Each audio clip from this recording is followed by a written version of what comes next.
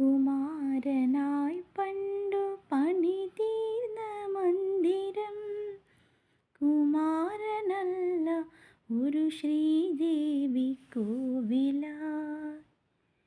കുമാരനായി പണ്ടു പണിതീർന്ന മന്ദിരം, കുമാരനല്ല ഒരു ശ്രീദേവി കോവിലായി.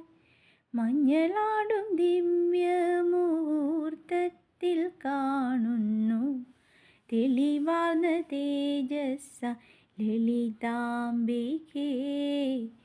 അമ്മ തന്നടയിൽ നിന്നുയർന്ന സ്വരമൊന്നു ചേർന്നു ജപമന്ത്രമായി.